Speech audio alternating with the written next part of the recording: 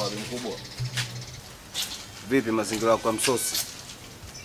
Mazingira ya Msosi mwanangu sina hata. Hapa yenyewe na sabuni nimefanya kuunga. Nitegemea wewe mwanangu ungekuja ungenipa hata hela kule. Unajua bi mkubwa unazingua sana. Yaani mpaka sasa hivi hujarekebisha kitu chochote kule afu unajibu bwe. Kitu mwanangu utabadilika lini? Utakuwa lini mwanangu? Hivyo wewe kufanya mambo hayo sasa hivi wewe. Wakati wewe ndo unayekutegemea babangu. Bi mkubwa, sikia nikupangilie. Mimi natoa miguu yangu hapa na sepa. Nikija kutimba hapa nikute Msosi, la sivyo hapa laliki tani.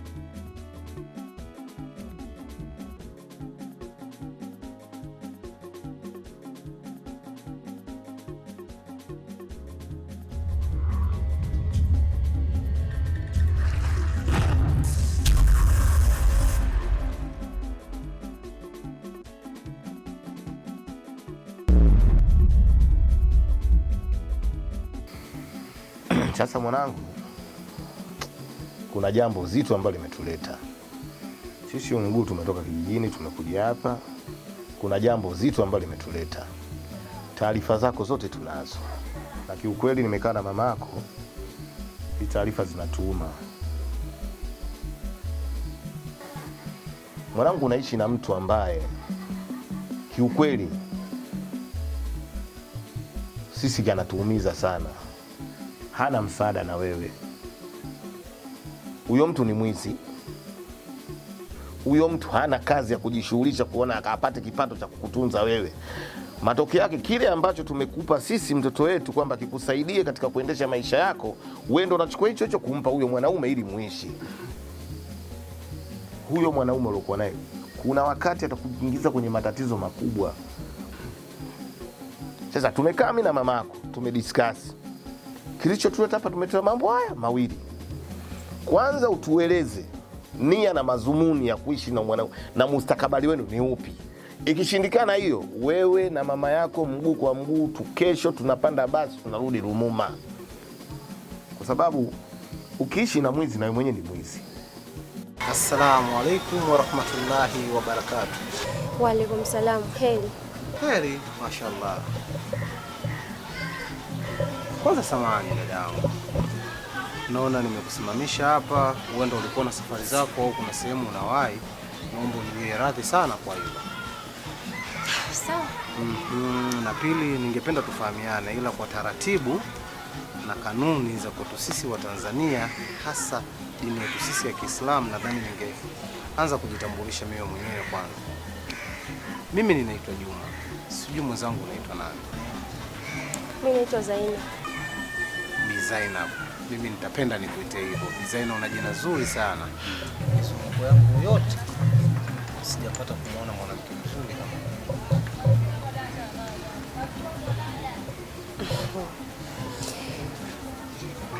hata tabasamu lako linaendana na jina lako pia. Mashaallah. Mwenyezi Mungu kweli kafanya kazi ya uumbaji wakati ametulia kabisa. Bi Zaina, ningerejea tena kukutaka radhi kwa kupotezea muda wako hapa.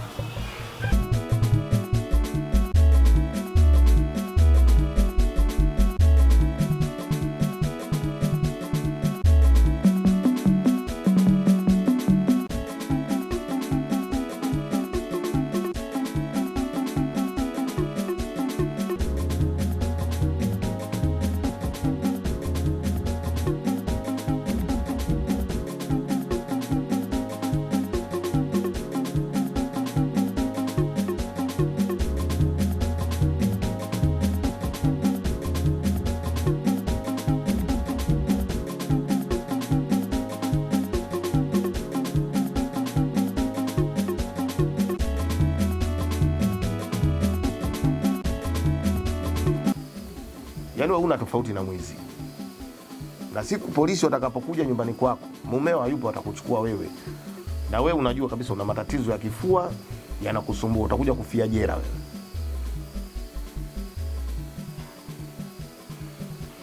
Hivyo unajua Asha, ile jina la Asha ni la marehemu bibi yangu. Bibi yangu alikuwa mkulima mzuri sana.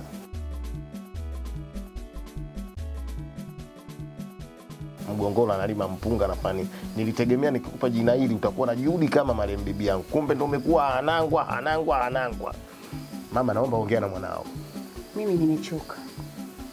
Yaani we mtoto unanidhalilisha mimi mpaka nashindwa hata kuelewa wananiona nimekuleaje. Kila mchumba anayekuja umtaki, kumbe unamvuta bange wako huko. Nachokiona hapa unachofanya mjini hakuna. Turudi nyuma. Kila mwanaume anayekuja wa maana umtaki, kumbe unamvuta bange wako. Leo hii inaonekana mimi mambo yako ndo nayajua. Nimemleta babako leo. Sitaki kujihusisha nayo mambo, sitaki.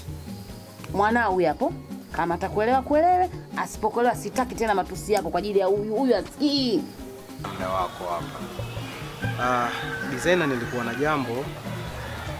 Nimejikuta nimevutiwa tu kukwambia hichi kitu. Unajua sisi vijana tuna mambo mengi sana katika mizunguko yetu ya maisha ya kila siku. Tuna matamanio yetu. Na mimi matamanio yangu makubwa ni kuwa na familia.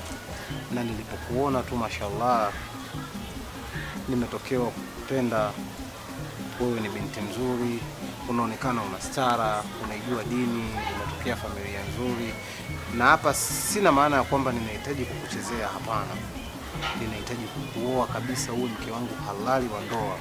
Mbona ghafla hivi? Tafadhali Zaina, naomba unielewe wewe. Hebu ngoja kwanza. Mbona ghafla tu kukutana tayari unaanza kuniambia naishi kwenye maisha yako, sijui nini, mwanamke wa watoto zako, umenijua lini? Ndio kwanza tunaonana leo. Ni kweli unachokisema. Unaweza ukaniweka kwenye makundi tofauti kabisa. Lakini unajua kwenye jambo la heri lazima uweke heri kwa uharaka zaidi. Mimi ningependa kusema kitu kimoja tu. Unajua vijana wengi sasa hivi tuna tabia ya kudanganya, kuchezea mabinti wa watu.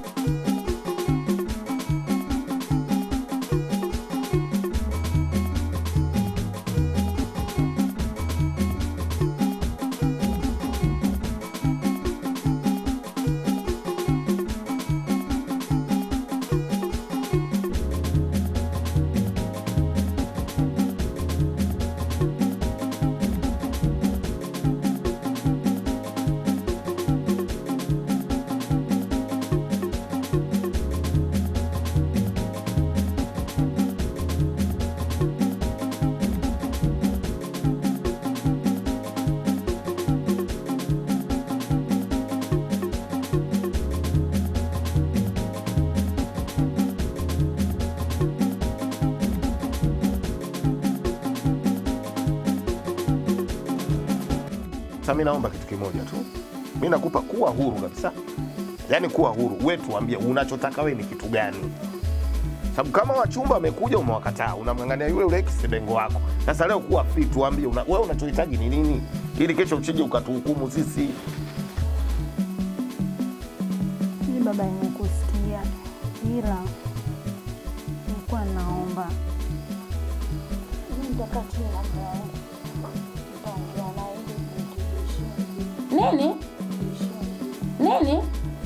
Nini? Mume wangu umeolewa lini wewe? Kwanza hivi kinachong'ang'aniza kukaa mjini huku ni kitu gani? Nyumba angalia unaokaa. Na kitu kingine labda ningekwambia, unajua kila mtu ana mwanamke wa ndoto zake. Kila mtu ana mwanamke ambaye anatamani kwamba huyu mwanamke ndio aje kuwa mwanamke wangu mimi wa maisha. Na mimi kiuhalisia, wewe ni mwanamke ambaye unaishi kwenye mfumo wa akili yangu. Unaishi yani hivyo ulivyo, unajua una sifa zote. Yani nikisema sifa na maanisha unakaribia 97% ya udhaifu wangu. Sasa mama yangu, kwa nini nisiweze kupata nafasi ya kukuoa wewe, kukuweka ndani, kuwa mke wangu? Mimi nisingependa kukuchelewesha na kukupotezea muda wako. Nilikuwa ninaomba kama inawezekana tungebadilishana hata namba za simu tu, alafu kwa hilo nikuachie muda uendelee kulitafakari na tutazidi kuwasiliana. Ninaamini inshallah panapo majali wa Mwenyezi Mungu ataweka shani zake na kila kitu kitaenda sawa, kwa sababu ni jambo la heri. Ninaweza kuipata namba yako sasa? Sawa.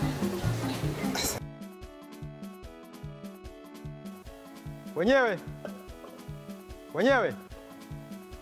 Hodi huku. Karibu shemeji. Asante. Shemeji. Karibu sana. Kwa kweli umri ushakwenda. Yaani nimechoka. Ni parefu pana mwendo hapa. Kia Mungu.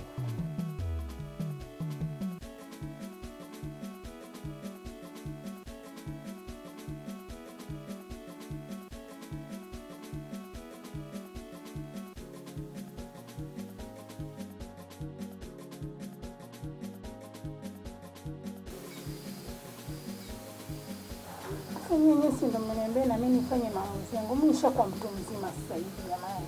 Ndio maamuzi ya kukala mvuta bangi. Kesho kuta sisi nguo mkononi, polisi. Nauli hapa. Unaondoka nyumbani. Mimi mama niko kijijini nisikuombe. Ila tu nitaomba nyinyi kama vipi mrudi nyumbani, alafu mimi nitaongea na mume wangu ili ajirekebishe na hata hiyo barua ataileta. Sikiliza, mimi nilichoamua na mama yako hapa namna, kesho amka, kusanya vitu vyako, tunarudi Rumuma. Hiyo tumemaliza. Mimi hapa naongea, si ndo mamako? Si ndo mamako? Usiponyanyua mguu wako, huyo ndo atakuwa babako na huyo ndo atakuwa mama yako. Sasa mama, maneno gani hayo unayoongea? Lakini mimi nitaongea naye tu. Yaani kwanza najuta hata kupewa jina la bibi yangu. Yaani nimechoka. Asante sana. Kama nilivyosema, nisikucheleweshe wewe safari yako, na naona magharibi inaingia. Acha niwahi ibada. Panapo majaliwa inshallah. Baadaye nitakutafuta. Haya, sawa. Asante.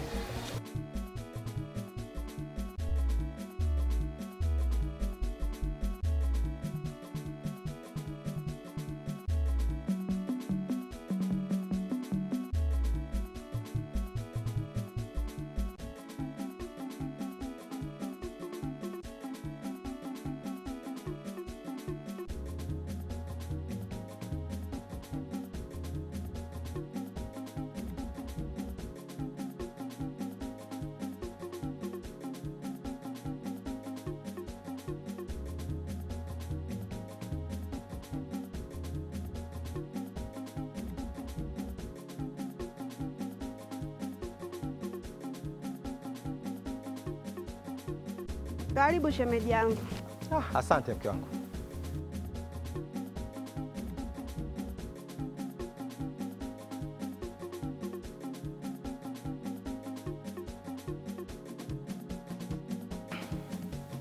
Pana mwendo?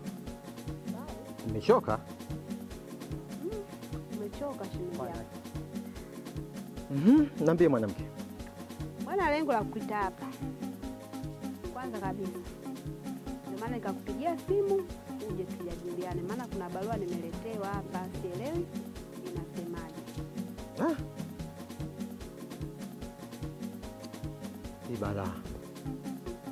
Hizi barua za serikali za mtaa, si ndivyo? Maana huku kila siku utasikia mara zahanati, mara sijui tujenge soko, mara sijui mifereji imefanyaje, alafu vyote hivyo havionekani hata kimoja kutekelezwa. Hebu lete hiyo barua. Ngoja nikakuletea. Sisi wananeno mdogo wangu. Mimi niko wapi? Ndio maisha hivyo. Haya, bana simu yako nimetisha kwanza. Mimi nimeamka asubuhi nilipomwona mzee kaenda shamba na mimi nikakuya dhambi. Kaona nini? Unaendeleaje na hali? Nashukuru. Mimi sasa hivi naendelea vizuri. Kwani ulifanya nini? Mwenzangu, si unanijua mimi tena. Kwa mazoezi. Asubuhi mazoezi, jioni mazoezi. Sasa wakati narudi nikakutana na huyo mkaka. Mara kanizinga mbele. Sijakaa sawa, mara kanipokonya maji yangu. Namuuliza vipi? Kwani ungeomba ungepungukiwa na nini? Sijui ndo kosa, nikanipiga bonge la mtama. Yaani mpaka nimeumea kiuno. Yaani amekupiga mtama kwa ajili ya kumuuliza yani kwa nini unanizinga hapa mbele. Yaani bila sababu tu. Yule kaka ungemuona. Kwa nini tusimchukulie hatua za kisheria? Dada, hapana bwana. Wewe achana naye. Si unajua tena binadamu hatufanani. Yaani unamwonea huruma mtu ambaye kakupiga, kakuumiza kiuno. Mwisho wa siku atakuvunja miguu, kuvunja mgongo, ukae chini utulie. Amina bwana dada. Wengine tuyapoteze tu. Yaani mimi ningekuwepo tungembunda huyo na mimawe na mimiti tungemkumuta. Haki ya Mungu nakwambia. Yaani namlaani kokote aliko. Mwenyezi Mungu atamlaani. Na tena sikiliza. Wewe unajua laana dada wewe? Sema leo nakwambia laana dada inafika. Barua mara umeitwa huku, mara umeitwa kule, ukija huku na kwambia barua. Hii ndio mtu unakuja kufa huku unatembea barabarani. Haya, acha tuone. Pole kwa kusubiri shemeji yangu. Hii hapa barua yenyewe shemeji yangu.